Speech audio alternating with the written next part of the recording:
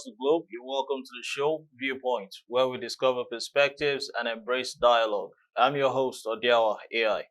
You do well to subscribe to our YouTube channel, Veegil Media, and follow us across social media platforms.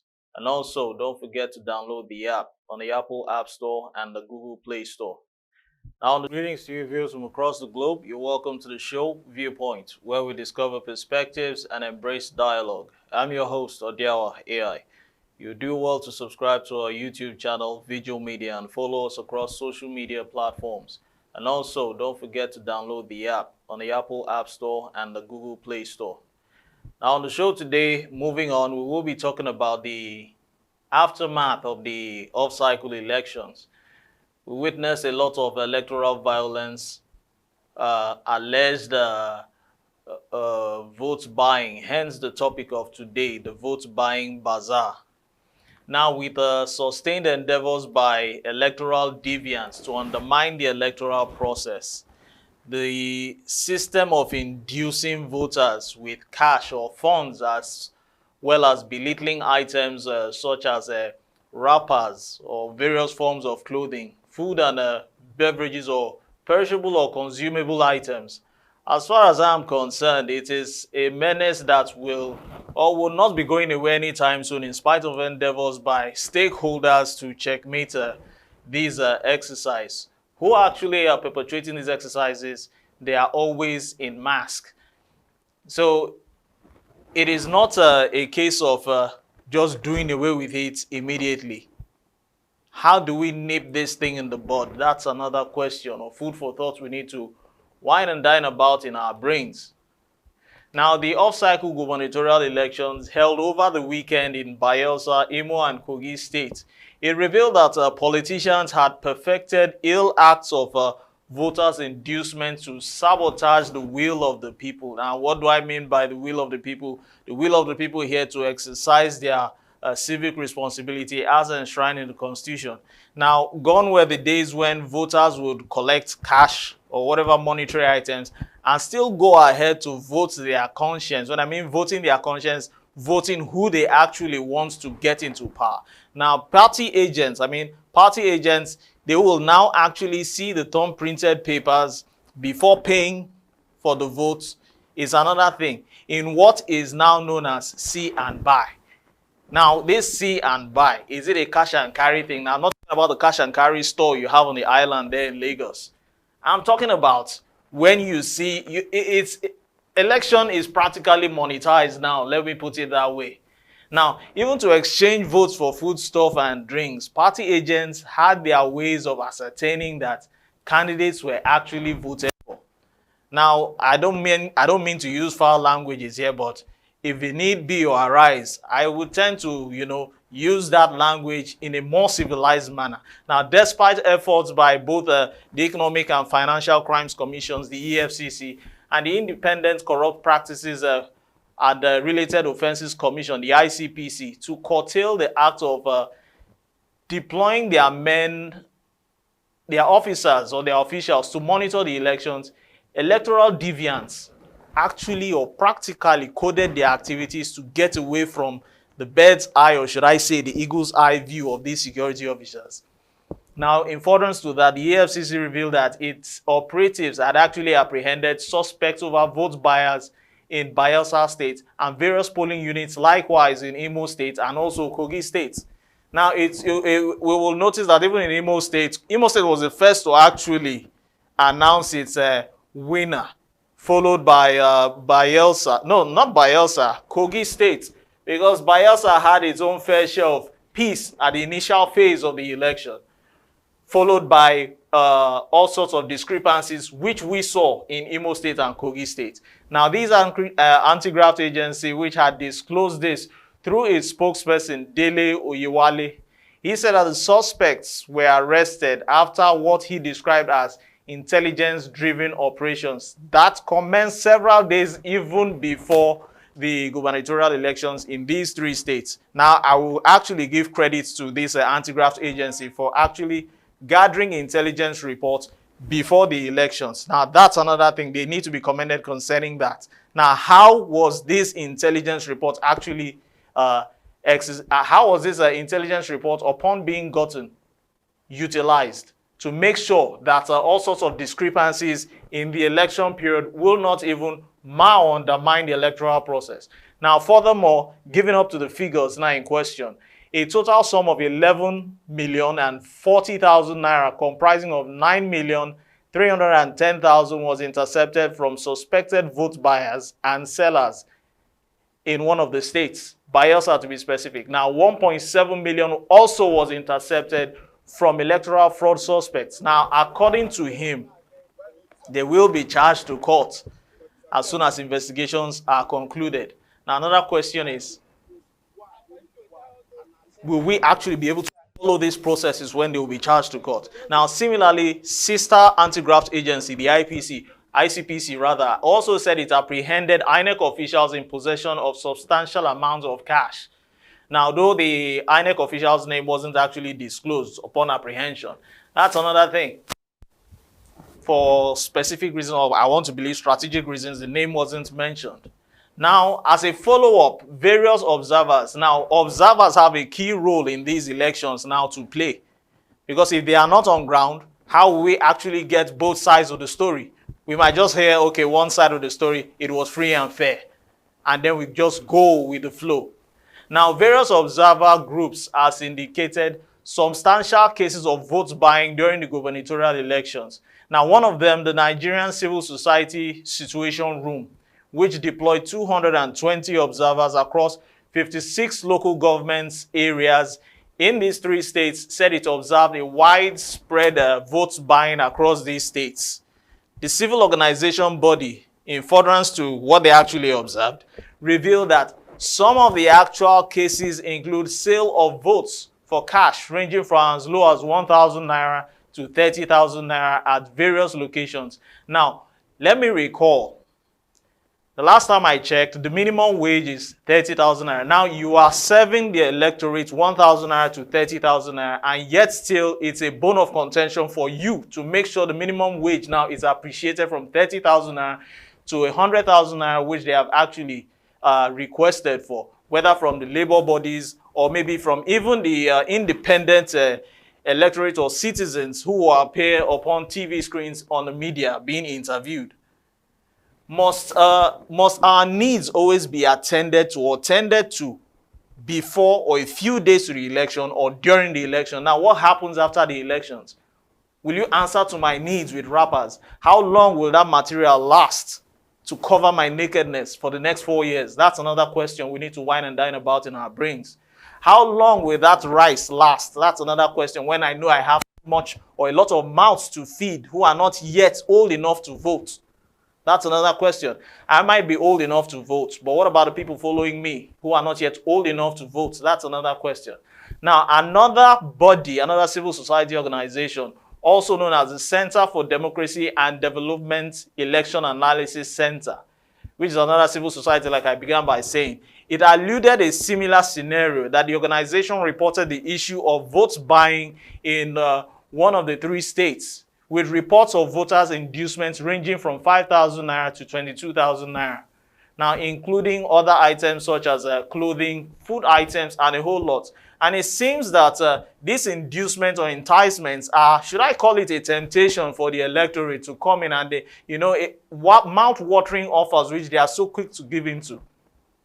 It's sad because we on our own part, the electorate, I'm talking about myself now, I don't know about those out there who are so gullible to accept these every 4 years and will not be able to make projected long-term plans to make sure that their future is actually secured. Now, I'm not saying that the running administration can't clothe the citizens. Of course, they have that responsibility to do so. But why must it always be, like I began by earlier saying, before the elections or during the D-Day of the elections?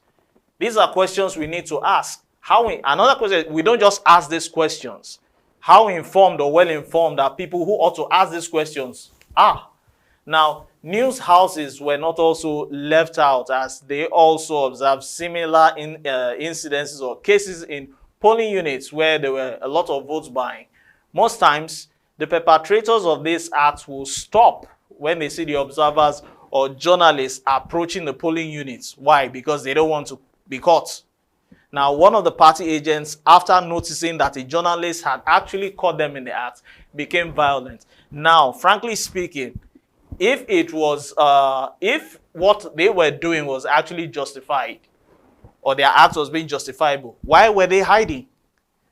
Because you know that this selfish interest of yours, this selfish gain of yours, is only going to be beneficial for a few and not the majority, in which the electorate is practically a feature of a majority rule system of government. Now, with this, in my own opinion, is a sense of corrupt practices which has continued to affect the credibility of Nigerian elections in totality. Now, it was more pronounced during this Saturday's elections as compared to previous elections, as it was really heightened. Or could it be because of the size in question now, which actually just 3 states in question? Now, if these activities are not foiled, it will further undermine the credibility of future elections. Because if all these things are not checkmated, it becomes another bone of contention. Now, the last general elections, which took place on Saturday, the 18th of March 2023, across 28 states, where gubernatorial and the State House of Assembly elections were conducted, anti-graft agencies, the EFCC and the ICPC, also apprehended suspects for alleged voters' inducement. But for whatever reasons, these electoral offenders have always gone unpunished. And this is sad. One is apprehended. Upon apprehension, he is not actually brought to book to face the full wrath of the law. It therefore means that it's a case of you can't do nothing. Now, while some pundits have blamed the nation's weak justice system for poor prosecution of electoral offenders, there are arguments which, sincerely speaking, I'm in support of, that only the establishment of an electoral offenses commission will help the nation in making any headway at all. Now, this is because, why I say so is because there are laws already in place to successfully prosecute such offenders. But what muscle will this Electoral Offenses Commission actually have? That is the question. My suggestion is either a referendum or appropriate authorities should, however, initiate a need for stiffer punishment to deter violators. Because if they are not actually dealt with, this electoral cycle of vote buying or whatever hiccups will continue to undermine the electoral process. I'm Odiawa AI for Viewpoint. This is Veegil Media. Join me in the next phase of the show.